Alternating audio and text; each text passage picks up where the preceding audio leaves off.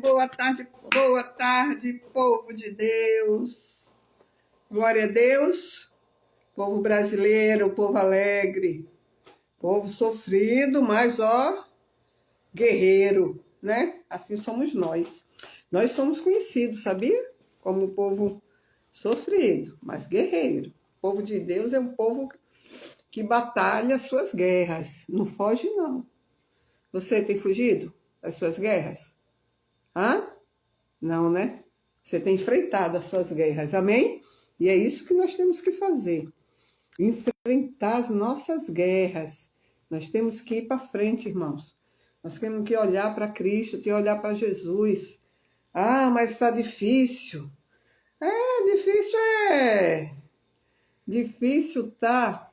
Oi, sou Anne Silva. Boa tarde, amada. Paz do Senhor, fica conosco. Começando agora mais uma live. Você faz parte do povo brasileiro. Eu estava falando aqui que o povo brasileiro é um povo sofrido, entre aspas, mas é batalhador, é guerreiro. E nós somos guerreiras, amém? Principalmente as mulheres, né? Mulher é algo que Deus fez assim para transformar esse mundo, amém? Você concorda comigo? Mas falando aqui da palavra de Deus, falando daquilo que mais importa.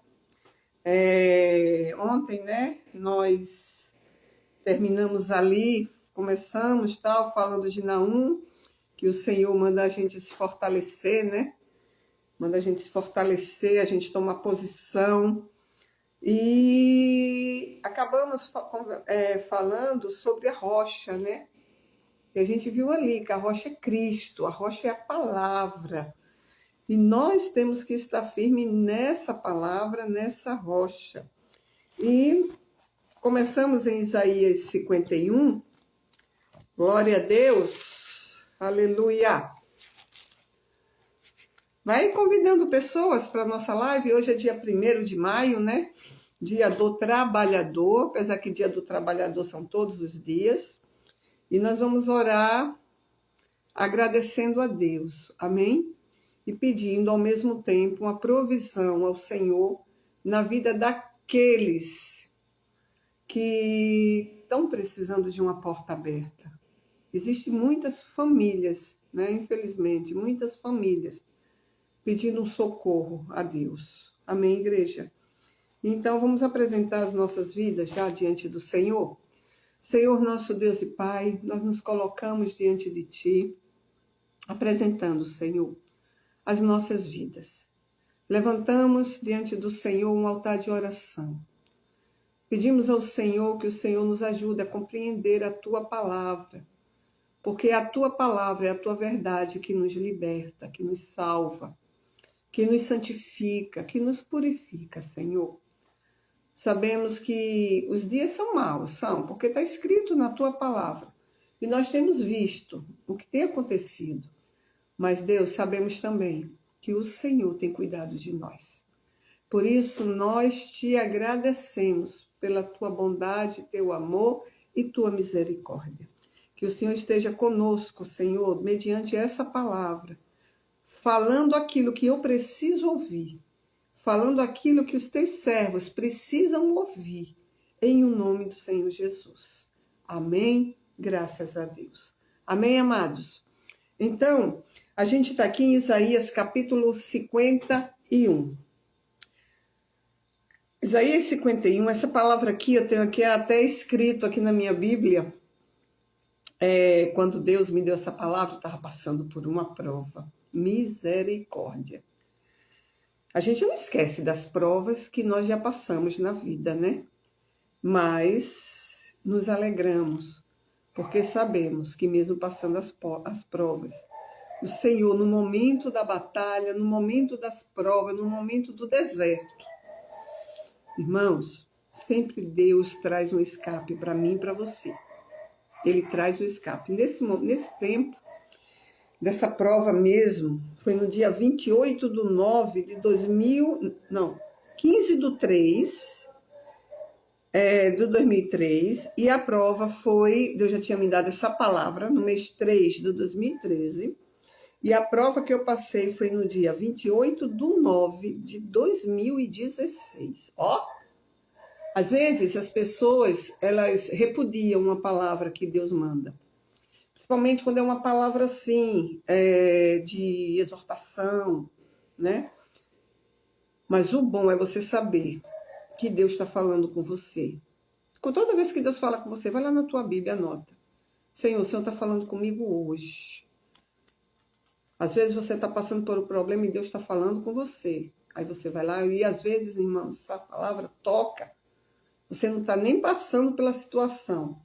Mas anota, porque lá na frente Deus vai mostrar que já falou com você. Que já tinha te avisado. Amém? Aí aqui diz, olha, a restauração e salvação de Israel. E começa assim o 51. Ouve-me vós que seguis a justiça. Quem é essa pessoa? Deus está falando com quem? Com o povo dele. E hoje eu e você, nós fazemos parte desse povo.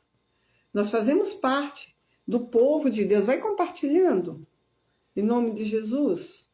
Nós fazemos parte desse povo. Amém, igreja? E o Senhor, Ele continua falando conosco. Ele continua. E aqui Ele diz, ó, ouve-me. É o segredo, ouve-me.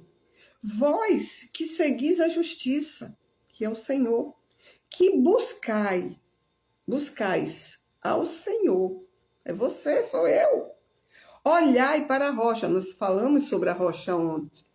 Olhai para a rocha de onde fostes cortados, e para a caverna do poço, de onde fostes cavados. Oi, Messia, Pai do Senhor Jesus, minha linda.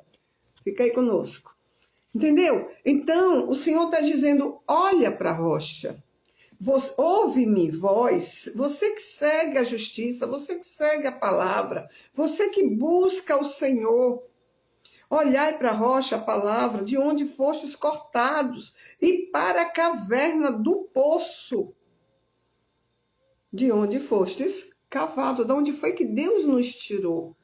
Olha para Jesus, olha para Jesus, lembra de onde Deus te tirou. Aí ele diz, olhai para Abraão, vosso pai, e para Sara, que vos deu a luz. Porque sendo ele só, Abraão, eu o chamei, e o abençoei, e o multipliquei. Porque o Senhor consolará Sião, e consolará a todos os seus lugares assolados. E fará o seu deserto como Éden, e a sua solidão como o jardim do Senhor. Ele está dizendo aqui o quê? Que ele vai fazer o seu deserto como Éden, amém? Um lugar lindo, maravilhoso, próspero. E a sua solidão, você que se encontra achando que você é sozinha, sozinho, que Deus não olha para você, que Deus está esquecido de você. Ele está dizendo que ele vai fazer da sua solidão como o jardim do Senhor. Gozo e alegria se acharão nela, ações de graça e voz de melodia. Atendei-me, povo meu. Então não é somente ouvir, é também praticar. É o atender. Atendei-me, povo meu, e nação minha, inclinai os ouvidos para mim, porque de mim sairá a lei, e o meu juízo se estabelecerá como luz dos povos. Perto está a minha justiça. Diga glória a Deus. Perto está a justiça do Senhor. Irmãos, não é a nossa justiça, é a justiça de Deus. Quando você clamar a Deus, não diga, Senhor, eu quero eu quero que o Senhor cumpra a minha justiça. Não, Senhor, eu quero que o Senhor cumpra a tua justiça sobre a minha vida. A tua justiça sobre a minha vida. E o Senhor, ele diz, perto está a minha justiça, vem saindo a minha salvação, ó glória. E os meus braços julgarão os povos. As ilhas me aguardarão, e no meu braço esperarão. Então, a palavra do Senhor, ela é linda, irmãos, ela nos protege, ela nos ensina. ela ensina a gente a ficar firmes na palavra dele. Você quer, eu estou passando por um problema, eu quero um socorro de Deus. Vai para a palavra, vai para a rocha. Ele diz, o meu socorro, o que é que o salmista dizia? O meu socorro vem do Senhor, que fez, não é ainda vai fazer. Entendeu? Que fez, não é fará. Ele já fez os céus e a terra. Nós temos que ter convicção do Deus que nós servimos. Por que isso? Por que eu falo isso? Porque muitas das vezes, num momento de aflição, no momento de uma perda de um ente querido, irmãos, seja o que for, as pessoas tendem a se desesperar. Só que eu abro um aspas aqui. A pessoa que se desespera é porque ela não entende. Deixa eu botar esse caderno aqui. Ela não entende o Deus que ela serve. É que nem a pessoa que tem medo da morte. Eu sempre digo isso. A pessoa que tem medo da morte, ela não entende o evangelho. Ela não entende o chamado que Deus trouxe para ela. Que chamado? Chamado para morrer? Sim, irmão, nós já somos mortos em Cristo. A palavra de Deus diz o quê? Nós já morremos com Cristo. Hoje nós somos novas criaturas. Nós morremos em Cristo, nós morremos no ato do batismo. Nós morremos quando nós aceitamos Jesus. Eu não vejo um discípulo na Bíblia que tenha ficado desesperado. Não, eles passavam por momentos humanos, sim, porque eles tinham sentimentos, claro, de medo. Vários passaram por problema de medo, mas eles não abandonaram o evangelho.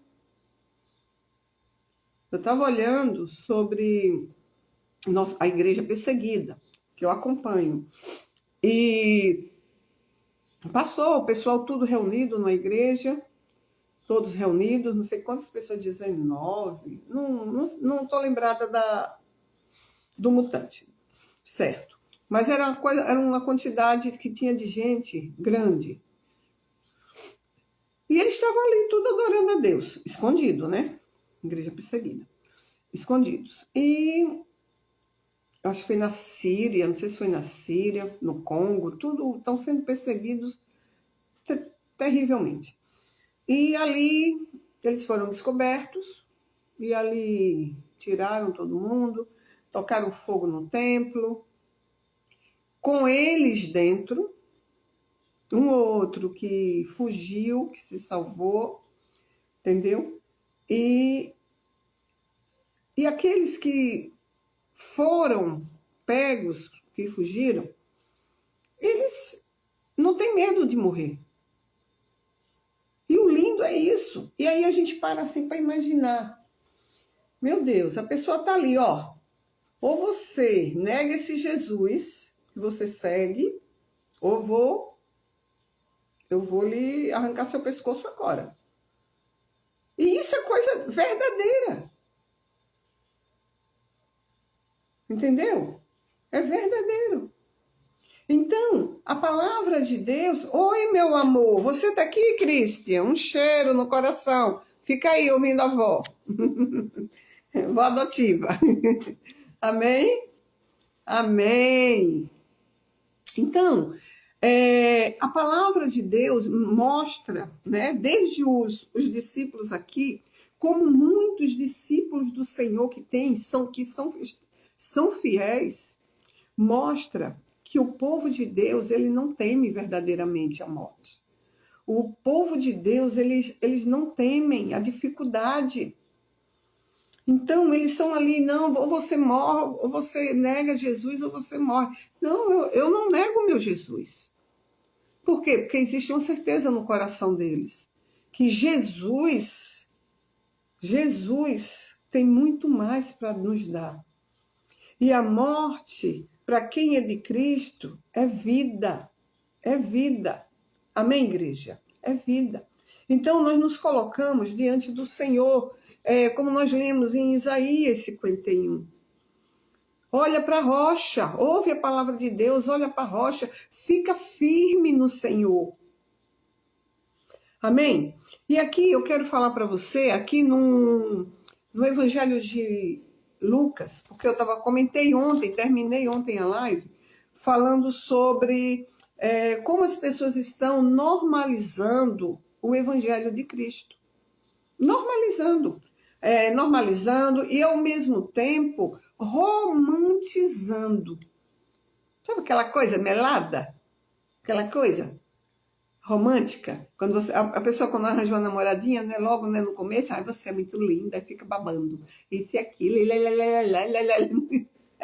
romantizando, né? Fazendo a coisa muito linda. Irmão, você vira Jesus. Seguir a Jesus é carregar a cruz. Você concorda comigo? É carregar a cruz. Estou bem sim, meu amor. É carregar a cruz seguir a Cristo. É olhar para o problema e dizer, não, eu continuo firme no Senhor. Eu continuo firme no Senhor, porque eu sei a quem eu sirvo. É o mundo todo a parecer que está se levantando contra você, mas você está ali seguindo a Jesus. Você está firme na palavra. Você não olha para a direita e você não olha para a esquerda. Você olha para o autor e consumador da sua fé. Amém, igreja? E Lucas 15, ele narra aqui uma história, né, muito conhecida sobre o filho que pediu a sua parte da sua herança, o pai ainda vivo, e foi embora. E o que aconteceu? Quando ele pediu a parte da herança com o pai ainda vivo e foi embora, a Bíblia diz que ele foi para um lugar longínquo. E ali ele ficou, ele não quis saber de nada, e ali ele desfrutou de tudo, de todos os prazeres que o mundo oferecia para ele. Só que chegou um momento que tudo aquilo, tudo se perdeu. Tudo se perdeu.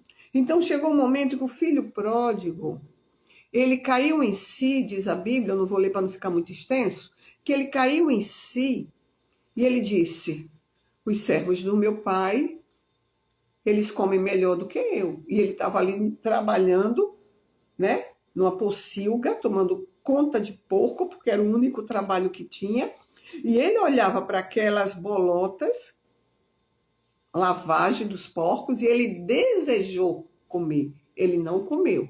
A Bíblia não fala que ele comeu. A palavra de Deus diz que ele desejou muito comer aquelas bolotas, aquela comida dos porcos, aquela lavagem. Mas ali ele caiu em si, no momento do fundo do poço. Então, o que eu quero dizer para você, não romantize a palavra de Deus. Não romantize. Como assim? Naquela parte que diz que ele voltou, se arrependeu, confessou, deixou, voltou para a casa do pai. Quando o pai o viu, o pai foi, o abraçou e o honrou. Mas isso é muito lindo, mas antes o filho pródigo, ele teve que passar um processo. Por isso que eu falo, não romantize a palavra de Deus. O que você tem que enfatizar é o processo que ele teve que passar. Ele teve que passar pelo processo do arrependimento, ele passou pelo processo da confissão do pecado dele, admitindo, caindo em si, que o que ele fez, ele passou pelo processo da caminhada que ele teve que vir, voltar, porque ele foi para uma terra, tinha ido para uma terra muito longe, longínqua, muito longe. Então, tudo isso aqui foram processos que ele passou. Até chegar com a cara, o quê? Lavada, vamos dizer assim, para você entender melhor, até chegar na casa do pai. E o pai estava lá. O pai não tinha ido embora. Por que eu digo não romantize? O pai não saiu para procurar o filho pródigo. O pai não saiu para procurar o filho pródigo. O pai estava na mesma posição. Só que o coração do pai estava desejoso pela volta daquele filho pródigo. É diferente. Mas de maneira nenhuma o pai saiu para ir procurar ele. O pai permitiu, o pai deixou ele ir. Quando ele pediu O pai disse, tá bom, vou devolver. Vou dividir essa herança agora. Vou dividiu a herança entre os dois filhos, porque o outro também pegou a parte dele. Vou dividir a herança, vou pegar e vou me embora. E vou para bem longe, para ninguém ver o que eu estou fazendo. E o pai deixou. A mesma coisa, irmãos, por isso que eu estou tocando na tecla. Não romantize a palavra de Deus. Deus não anda por aí paparicando ninguém que saiu da presença dele, não. Deus é Deus, ele é Senhor, ele não precisa disso. Deus está na mesma posição. Ele está aguardando a volta do filho pródigo. Mas ele está na mesma posição. Ele não anda paparicando ninguém. Oh, meu filhinho, volte, porque você sabe que papai precisa muito de você. Papai, teu papai nunca vai te perder. Irmão, se ele não quiser voltar, ele vai se perder sim. Dá dando para entender? Se ele não quisesse voltar, ele iria se perder sim. Mas só que ele, o filho pródigo, ele caiu em si, mesmo ali no fundo do poço. E ele disse, ele desejou, claro que aí teve um trabalhar do Espírito Santo, né? Ele desejou, ele se viu naquela situação e ele disse, dir-lhe-ei, pai, pequei contra o céu, em primeiro lugar contra o céu. O arrependimento vem de cima para baixo. Entendeu? O arrependimento, pequei contra o céu. Ele reconheceu, em primeiro lugar, que ele tinha pecado contra Deus. Às vezes as pessoas vêm pedir perdão. Ah, não, eu peço perdão. Mas não pede perdão, não se arrepende de verdade. Porque, em primeiro lugar, em todos os erros que nós cometemos, a primeira pessoa que nós desonramos é o Senhor. Depois a outra pessoa. Ou o fato, as atitudes que nós tomamos. Então, aqui é uma lição. O filho pródigo, ele reconheceu que primeiro ele pecou contra Deus. E depois contra o pai dele. E aí ele tomou uma posição. Eu vou me levantar. Eu vou para a casa. E levantou-se, né, e foi para a casa do seu pai, e ele foi para a casa do pai, e ainda estava longe, de longe. Viu o seu pai. E o pai, irmão, e se moveu de íntima compaixão. O pai. E correndo, lançou-lhe ao pescoço e o beijou. O pai não foi atrás dele, mas o pai ficou aguardando. Ficou aguardando a volta dele. O pai ficou aguardando, mas para ele vir, primeiro, ele teve que cair em si. Segundo, ele teve que tomar uma posição de se levantar. Terceiro, ele cruzou, eu creio que a pé, porque ele não tinha dinheiro nem para comer. Ele saiu daquela terra longínqua, caminhando, não sei quantos dias que a Bíblia não mostra, não sei quanto tempo que a Bíblia não mostra, mas ele teve que vir. Imagine as tentações que passou na mente daquele rapaz. Imagine a guerra espiritual. Aí agora eu entro na luta da carne contra o espírito. Porque quando nós decidimos nos arrependermos perante o Pai, perante aqui essa terra, daquilo que fazemos e decidimos voltar para a casa do Pai, existe uma grande guerra espiritual. Só que ele venceu essa guerra. Guerra de não sei quantos dias, de não sei quanto tempo. Ele, o filho pródigo, venceu a guerra. Porque ele determinou que ele iria voltar para a casa do pai, para ser, pelo menos, contratado como um ajudante, um servo do pai dele. E ele teve que vir, ele teve que lutar. E ele lutou, espiritualmente. E a palavra do Senhor diz, aqui em 1 Coríntios 10, você que pode dizer assim, mas eu estou tantos anos fora da presença de Deus. Eu estou tanto tempo, eu estou tão distante da presença de Deus, até mesmo na igreja. gosto, vou na igreja, isso e aquilo, mas eu me sinto distante da presença de Deus. Olha o que a palavra do Senhor diz para você. 1 Coríntios, ou é 10? 9. 1 Coríntios 10. Você que acha que não consegue vencer essa dificuldade, essa tentação. Vencer essas lutas para voltar. 10, versículo 13, diz o seguinte, ó. Versículo 12. Aquele, pois, você tem que saber disso. Aquele, pois, que cuida está em pé, olhe para que não caia. O que é que o Senhor está falando conosco? Então, não olhe. Não, mas hoje eu estou de pé. Cuidado. Vigia. Olhe para que não caia. Amém? Olhe para que não caia. Aí ele diz o seguinte, versículo 13. Não veio, isso é o Senhor falando, não veio, através do apóstolo Paulo, não veio sobre vós tentação, tem uma vírgula, senão humana. O que é que quer dizer isso? Quer dizer que não existe prova, que não existe luta, que não existe tentação nenhuma que não seja humana, que você não possa suportar. Amém? Que você não possa suportar. Aquele, pois, que não veio sobre vós tentação senão humana. Aí ele fala assim, ó.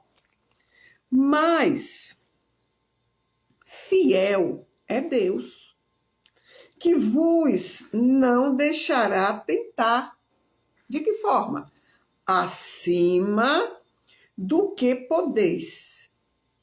Antes, com a tentação, não é tirando a tentação, não é tirando o problema. Antes, com a tentação, dará também o escape, para que a possais suportar. Então, Deus ele não vai chegar e arrancar o problema que se levantou na minha vida. Mas por que não? Porque Deus, irmãos, Ele ama nos provar. Você pode até ficar meio horrorizado com isso. Porque são nos momentos de prova que Ele nos fortalece. Se nós entendermos a verdade dEle, a palavra dEle. Ele ama nos provar. Porque é na provação que Ele olha para mim, olha para você. E enxerga a tua fidelidade a Ele e a minha fidelidade a Ele. Então Ele disse, olha meu filho, minha filha, não existe tentação que venha sobre a tua vida que você não possa suportar. Que não seja humana, é humano. Por isso que Ele disse lá em cima, o cair é de quem? É do homem. Mas o levantar é de Deus. Ou está falando até outro, né? Isso é o que a gente diz. Ele diz, aquele, pois, que cuida está em pé, olhe para que não caia. Mas o cair é o do homem, o levantar é de Deus. Quando nós tomamos uma posição. Aquele filho pródigo, ele estava iludido com um monte de coisa. E ele tomou uma posição. Amém, igreja? Não romantizou. Não, meu papai está lá me esperando, eu vou voltar e eu sei que meu papai me ama muito.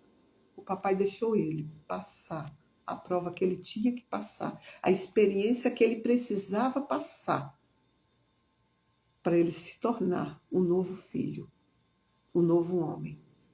Glória a Deus. Então, não romantize o Evangelho de Cristo. Não romantize, mas pega a palavra como algo que realmente nutre a tua vida. O Evangelho de Cristo, ele é o poder de Deus na vida de todo aquele que nele crê. Glória a Deus. Posso ouvir um glória a Deus de você? Dá um glória a Deusinho aí. Deusinho não, tá amarrado. Glória a Deus aí. Eu vou passar também agora, rapidinho, para... Cadê? Mateus. Mateus 19, o outro exemplo. Você também conhece. Com certeza você conhece. Mateus capítulo 19. Com certeza você conhece. Versículo 4, que fala sobre aquele... É 4 mesmo, Jesus? Não, 16. Que fala sobre aquele jovem rico, né? Falei sobre aquele jovem rico. Lembra o que eu estou falando aqui? Sobre romantizar o evangelho. Não romantiza o evangelho. Deu o exemplo do filho pródigo. Teve que passar pela prova para vir. O pai estava aguardando, mas ele teve que passar. O versículo 16, fala sobre o jovem rico, diz assim: E eis que, aproximando-se dele, um jovem, aproximando de Jesus, disse-lhe: Bom mestre, que bem farei para conseguir a vida eterna? Então, qual era o propósito daquele jovem rico? Totalmente o contrário do filho pródigo. Do jovem rico que foi à busca de Jesus. O propósito dele era adquirir a vida eterna. Então ele conhecia ele já reconhecia que Jesus era o Messias, vindo, prometido. Ele reconhecia tudo. E ele veio até Jesus com um propósito. O que eu posso fazer? Que bem farei para conseguir a vida eterna? E Jesus abriu o livro para ele, o leque, vamos dizer assim. E ele disse-lhe: Por que me chamas bom? Jesus já começou a dar uma espetada nele, né? Então, Jesus não romantiza o evangelho, não. Eu imagino ele falando isso, todo cheio de romantismo com Jesus. Senhor, o que eu posso fazer para adquirir a vida eterna? Aí Jesus olha para ele assim e diz: Bom, por que me chamas bom? Bom mestre, né, que ele tinha chamado. Por que me chamas bom? Não há bom senão um só, que é Deus. Já deu ali uma bronca nele. Aí Jesus continuou, né? Não há bom senão um só, que é Deus. Se você vê, observa, por isso que eu digo, você tem que entrar na palavra, você tem que viver, vamos botar assim, a história, aquilo que está sendo falado. Jesus aqui lançou o si. O que é esse si aqui, com S maiúsculo? Tomada de decisão. Se queres, porém, entrar na vida que é eterna, guarda os mandamentos. Tocou nele. Disse-lhe ele: Quais? Olha bem a intenção desse jovem. Você vai me entender. Disse ele: Quais? E Jesus disse: Não matarás, não cometerás adultério, não furtarás, não dirás falso testemunho. Olha como ele estava malicioso. Ele perguntou: Quais? Quais os mandamentos? Só quando Jesus falou, no 19, Jesus continuou: Honra teu pai e tua mãe, e amarás ao teu próximo como a ti mesmo.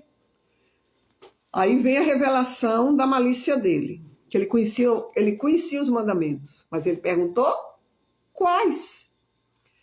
Disse-lhe o jovem: Tudo isso tenho guardado desde a minha mocidade. Que me falta ainda? Deu para entender? Jesus disse a ele: Olha, se você guardar os mandamentos, quais? Não tem momento que a gente age assim? Quais? O mandamento. Aí Jesus falou. Depois que Jesus falou, que ele achou que era algo tranquilo, ele disse, quais, né?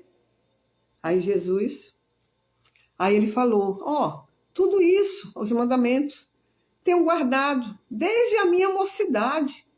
Vamos dizer assim, ele quis dizer que ele foi criado ali na lei, aprendendo a lei desde o berço, desde a meninice dele. Que me falta ainda? Alegria no coração. Disse-lhe Jesus: Sim, outro sim. Condição condicional. Se queres ser perfeito, viu? O que é que Jesus está mostrando aqui? Que aquele jovem, ele era um jovem arrogante, prepotente. Tem pessoas que é assim. Você vai pregar para ela, eu já sei. Eu já sei. Ou então a pessoa vai ministrar, a pessoa está lá no culto, vixe, essa palavra de novo. Ixi, já sei tudo. Quem disse a você que você sabe tudo? A Bíblia, ela é viva. Você pode ler ela, não sei, 100 milhões de vezes. Vai ler mais 100 milhões em uma vez. Ela vai se revelar a você algo diferente. Porque ela é viva e eficaz. Então, ele era prepotente. No 21, disse-lhe Jesus, se queres ser perfeito, vai, vende tudo o que tens, dá aos pobres e terás um tesouro no céu. Ele não queria salvação? Jesus mostrou a ele o caminho da salvação. Jesus mostrou a ele o caminho da eternidade. Então vai, vende tudo que tens, e dá aos pobres e terás um tesouro no céu. E vem e segue-me. Então Jesus disse a ele, você se acha perfeito? Então agora vai lá. Te falta só um mandamento. Você quer ir para o céu. Você quer a sua vida eterna. Só se falta só um mandamento. Vai vender tudo que tem, dê aos pobres, vamos, siga-me. Jesus botou ele ali no estreito. Por isso que eu digo, não romantize a palavra de Deus. Não romantize. Deus não é esse Deus que está ali à sua disposição, à nossa disposição, o nosso mordomo, que porque ele me ama tanto que ele nunca vai me perder. Eu ouvi uma pessoa falando isso, eu fiquei vontade de falar. Eu fiquei assim, meu irmão, ele diz, eu amo os que me amam, eu honro os que me honram. A gente começou no caminho, temos que ir nesse caminho até o fim. Para de romantizar a palavra de Deus. Existe céu e existe inferno, sim. O céu é para os que buscam a cada dia mais se aproximar de Deus, peca, erra, vai lá, se arrepende de verdade, faz como o filho pródigo, paga mesmo o preço e vai se chegando de novo perto do Pai. E o Pai está lá pronto para receber. Mas antes existia um processo, como existia o processo do filho pródigo. Foi o filho pródigo que teve que vir ao Pai. Amém? Foi ele que teve que se render. Foi ele que teve que se arrepender. Foi ele que teve que pagar o preço de caminhar não sei quantos dias de volta para a terra dele. E pedir perdão ao Pai.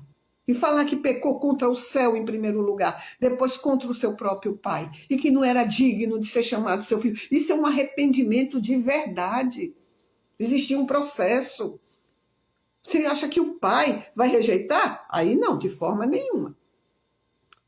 Mas dizer que o pai não vai perder de forma nenhuma, não, irmão, Deus vai deixar. Você quer como foi que o filho pródigo pediu? A metade dos bens? Você quer ir para o mundo? Você quer fazer o que você quer? Vá. Vá. Eu estou pronto para receber de volta. Só que também ele não recebe de volta de qualquer jeito. Tem que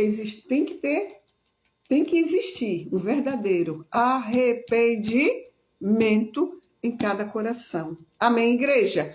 Oi, pessoal. Até meu marido está ali, ó. JB Santos. Ô, glória. Fiquem aí firmes. Então, a palavra do Senhor mostra aqui, na passagem já estou terminando, aqui do filho do rico, né, o jovem rico, o quê? Que o jovem rico, ele era arrogante. Ele estava pensando somente em ter a salvação. Eu quero a salvação, eu quero tudo. O Senhor deu umas broncas nele, mas quando Jesus chegou no ponto da renúncia, o jovem rico simplesmente diz que ele, ouvindo essa palavra, retirou-se triste. Por quê? Possuía muitas propriedades. O Senhor, ele sempre vai tocar naquilo que mais nós tememos deixar. Você teme deixar, eu temo deixar, abandonar. Tem que deixar. Para me seguir, tem que deixar. Para me seguir, tem que renunciar. Para me seguir. Amém, igreja? Então, não romantize a palavra de Deus. Deus, ele continua sendo Pai. Se você vê as Escrituras com os olhos do Espírito Santo, pedindo ao Espírito Santo. Oi, Monique, beijo, meu amor. Linda. Seja bem-vinda. Com os olhos do Espírito Santo, você vai ver a obra linda que Deus vai continuar fazendo na sua vida, na minha vida. E o trabalhar de Deus é todo dia. Todo dia. Amém? Então eu quero deixar essa palavra para você, para o seu coração. E enfatize isso. Eu não posso romantizar a palavra do Senhor. Existe sim uma caminhada. Lá em Apocalipse o Senhor diz para a gente, né? Fala sobre a nossa coroa, né? Para a gente continuar firme. Amém? Firme, para que a gente não venha perder a nossa coroa. Amém, igreja? Então, eu deixo essa palavra para o teu coração. Se puder, compartilha ela. Jesus nos ama sim, por isso que ele nos corrige tanto. Ele é que nem aquele pai que ele sabe lá na frente o que pode acontecer. Aí ele vem, ele dá a palavra, ele nos mostra a verdade, ele manda a gente fazer aquilo que temos que fazer, para que nós possamos sim encontrá-lo. Ele está à nossa espera? Claro que ele está. O Espírito Santo dele está aqui, nos envolvendo? Está. Ele está te envolvendo aí? Está. E o que é que ele te pede? Ele não te pede sacrifício, mas ele me pede obediência. Não romantize a palavra do Senhor. A palavra do Senhor, ela diz que ela é viva e ela é eficaz. E ela é mais penetrante do que uma espada de 2 gumes. O que é que a espada tem o poder de fazer? Ela corta. Amém, igreja? Faz tudo isso para o nosso bem. Então, ficamos por aqui. O exemplo do jovem, do filho pródigo e o exemplo do jovem rico. Um se arrependeu verdadeiramente e o outro não. O outro queria só, mas vamos botar assim, entre aspas, uma aquisição de algo na vida dele, que era a vida eterna. Só que o Senhor foi enfático com ele. Se queres, vende tudo que tem, porque te falta ainda uma coisa. Deus pobre, siga-me. Por que ele não disse, Senhor, agora, porque o que eu desejo mais é a minha vida eterna? Não, ele entristeceu e saiu.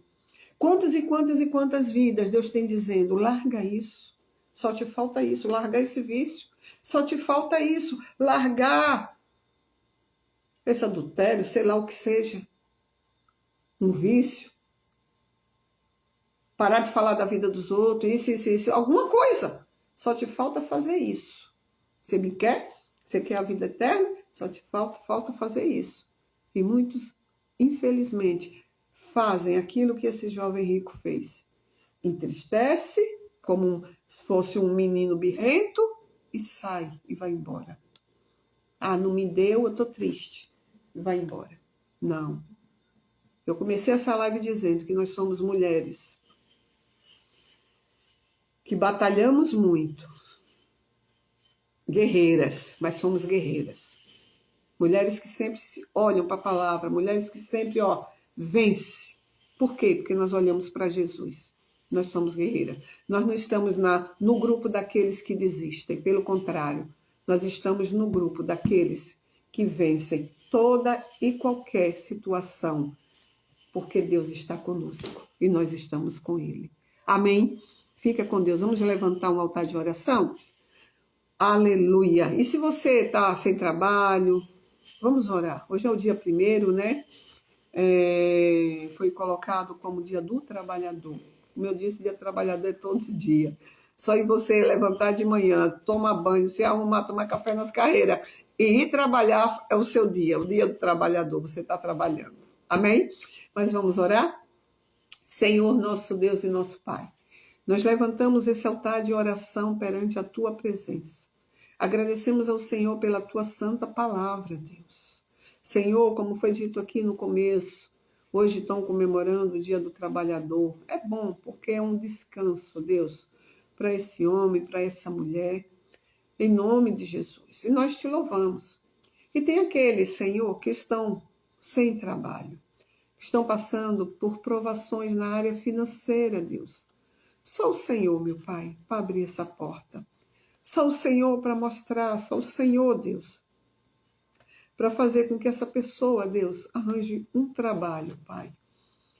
Porque o homem é digno, Senhor. O salário é digno. O trabalhador, perdão, é digno do seu salário. Senhor, nós colocamos cada vida diante do Senhor. Que o Senhor possa estar, Pai, dando a provisão, Deus, dentro desse lar, do sustento desse lar, meu Deus. Em nome de Jesus. Colocamos todos diante do Senhor e agradecemos a Ti, porque sabemos que quem abre essa porta é o Senhor. E eu creio, Deus, que vidas serão, Pai, em nome de Jesus, serão, Deus, tocadas pelo Senhor. E que portas, Senhor, de emprego serão abertas, sim, em nome do Senhor Jesus. O Senhor diz na Tua palavra que, Pai, o Teu povo não mendigará o pão. Pelo contrário, Senhor, nós teremos para dar, meu Pai, para abençoar outras vidas, em o nome de Jesus. Por isso, Senhor, nós rogamos a Ti, clamamos a Ti, meu Deus, que a bênção do Senhor, que enriquece e que não acrescentam dores, seja derramada sobre cada vida, que o sustento, Senhor, possa vir sobre cada lado dos Teus servos, primeiramente, Pai, porque o Senhor diz na Tua palavra que nós temos que clamar primeiro por aqueles que são da fé, meu Deus, em nome de Jesus, e que através de nós, da bênção que existe nas nossas vidas, aqueles que ainda não Te conheçam, possam sim, Pai, também serem abençoados, porque a chuva cai para todos. Oh, Deus, muito obrigada. Agradeço ao Senhor por cada família representada nesse momento, que haja cura, libertação, mas acima de tudo, Senhor, haja salvação, meu Pai, em nome de Jesus, na vida daqueles que estão internados, Senhor, na vida daqueles que se encontram nas UTIs, meu Deus, precisando de um socorro, de um milagre, aqueles que estão agora, Senhor, sendo, Pai, passando por uma cirurgia, Senhor. Deus, que aquele médico que diz que não está vendo, Pai, oh Deus, que não sabe mais o que fazer, que nesse momento, Deus, esses médicos possam ver a glória do Senhor sendo manifesta nessa sala de cirurgia, meu Deus, que eles possam ver que existe Deus, que existe milagres, Pai, para a glória do Teu nome, que vidas venham serem restauradas, que vidas venham ser salvas, que vidas venham ser transformadas, em nome do Senhor Jesus. É o que nós Te pedimos e Te agradecemos, crendo que só o Senhor pode realizar, Pai, milagres e maravilhas na vida dos Teus servos, em nome de Jesus. Amém e graças a Deus. Amém, amados? Então, compartilha essa palavra, glória a Deus, coloca aí um coraçãozinho, compartilha. Depois, você que entrou por último, bobina aí a fita. Glória a Deus, bobina a fita, volta lá. Veja o que Deus começou a falar conosco, em nome de Jesus. Amém? Geise, um beijo, meu amor, saudades também. E todo dia, quando Deus, até Deus permitir, o dia que Deus permitir, nós estaremos aqui às 16 horas para a glória do Senhor. Ou então se inscreve aí no Instagram, no YouTube e vê lá os vídeos que nós temos. Amém? Um beijo, Amanda, um beijo, Grace, um beijo, Mércia, Cris, em nome de Jesus, todas vocês. Um cheiro, fiquem com Deus. Amém? Um cheiro.